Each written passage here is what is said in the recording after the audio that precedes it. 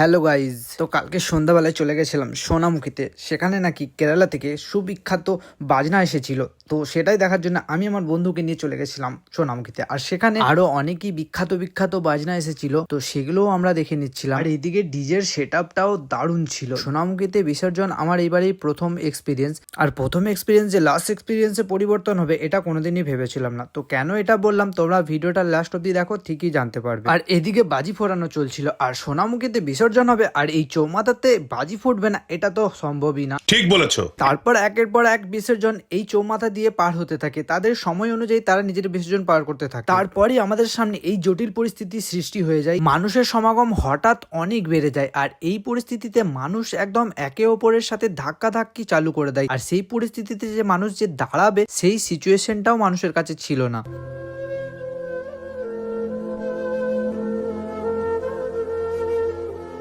এই পরিস্থিতিটা আমার তো খুবই খারাপ লাগলো, কারণ মানুষ পড়ে গেলে যে মানুষকে ওঠাতে হবে এই চিন্তা ভাবনাটা এখানে কারোর ছিল না। যাই হোক, সোনামুখীর বিসর্জন দেখার যে ইচ্ছাটা নিয়ে আমি এসেছিলাম সেই ইচ্ছাটা আমার সম্পূর্ণ পূরণ হয়ে গেছে, কারণ এইভাবে বাঁশ ধরে কিভাবে আমি কত কষ্ট করে ছিলাম সেই শখ আমার সব পূরণ হয়ে গেছে। আর যাই হোক, এই সোনামুখীতে বিসর্জনে আসার ইচ্ছা আর আমার কোনোদিন আশা করছি হবে না। সো ফাইনালি অনেক কষ্টের পর আমরা সেখান থেকে কোনো রকমে বেরোতে পেরেছিলাম। আর সোনামুখীর রাস্তার পুরো জাম হওয়ার কারণে সেখানে কোনো বাইক যেহেতু বেরোতে দিচ্ছিল না, তাই আমরা প্রায় 5 কিলোমিটার এক্সট্রা ঘুরে ক্যানেলের রাস্তা হয়ে বাড়ি এসেছি রাতে।